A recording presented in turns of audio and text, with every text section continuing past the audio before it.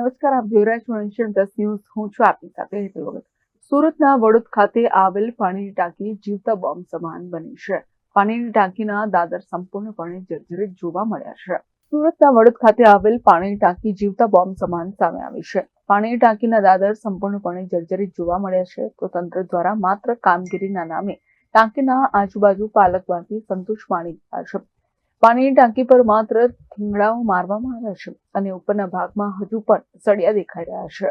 તારીખ 21/8/2015 પાણીની ટાંકીનું લોકાર્પણ કરવામાં આવ્યું હતું. તંત્ર મોટી દુર્ઘટનાની રાહ જોઈ રહ્યું હોય એવું લાગી રહ્યું છે. સુરત જિલ્લાના તડકેશ્વર ખાતે પાણીની ટાંકી ધરાશાયીની ઘટના બાદ પણ સુરતના તંત્રએ શીખ નથી લીધી. પાણી સમિતિ ચેરમેનને ટાંકી બાબતે પૂછવામાં આવતા જણાવ્યું છે કે પાણીની ટાંકીનો રિપોર્ટ નેગેટિવ આવ્યો છે અને પાણીનો સપ્લાય બંધ કરી દેવામાં આવ્યો છે, પરંતુ બંધ પડેલી ટાંકી પણ તંત્ર ઉતારવા માટે આળસ ખાઈ રહી છે. સુરત મહાનગરપાલિકાના ભારતીય જનતા પાર્ટીના શાસનને 30 વર્ષ કરતાં વધારે સમય થઈ ગયો અને 30 વર્ષના સમયમાં ભ્રષ્ટાચારના અનેક ઉદાહરણ આપણે જોયા છે. ત્યારે સુરત મહાનગરપાલિકાની વડોદ ખાતેની આ પાણીની ટાંકી જે આજથી 10 વર્ષ પહેલા બની હતી, જે ટાંકીને આપણે જોઈ શકો છો કેવી દયનીય હાલત છે. આ પાણીની ટાંકી ગમે ત્યારે પડી જાય એમ છે.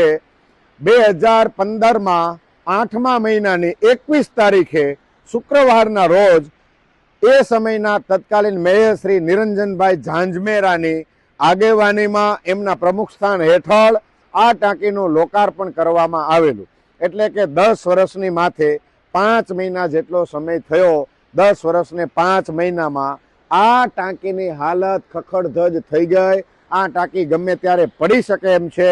સુરત મહાનગરપાલિકાની અંદર ટેક્સના નાણાં જે લોકો જમા કરાવે છે એ સુરત શહેરની પ્રજા પોતાના પરસેવાની કમાણીમાંથી પૈસા સુરત મહાનગરપાલિકાની તિજોરીમાં એટલા માટે આપે છે, એમને એક આશા હોય કે સુરત મહાનગરપાલિકાના ભાજપના સત્તાધીશો અમારા માટે સારું ઇન્ફ્રાસ્ટ્રક્ચર ઊભું કરશે, અમારા માટે સારી સગવડતા સાથેનું જીવન અમને આપશે.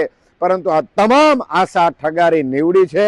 આ સુરત મહાનગરપાલિકાની ટાંકી હજી ભારતીય જનતા પાર્ટીના શાસકો સમજતા નથી કે આને હવે ઉતારી લેવી જોઈએ. જો આને નહીં ઉતારી લઈએ તો આ ટાંકી પણ ગમે ત્યારે હેઠી પડશે અને લોકોનું જીવન જોખમમાં મુકાશે. ભારતીય જનતા પાર્ટીના ભ્રષ્ટાચારનો વધુ એક નમૂનો એટલે વડોદ ખાતેની પાણીની આ ટાંકી. બ્યુરો પર નેશન પ્લસ ન્યૂઝ સુરત. સમાચારોના સતત અપડેટ મેળવવા માટે અમારી નેશન પ્લસ ન્યૂઝની યુટ્યુબ ચેનલને સબસ્ક્રાઇબ કરો, બેલ આઇકન દબાવો અને જોડાયેલા રહો ફેસબુક, ઇન્સ્ટાગ્રામ અને ટ્વિટર પર.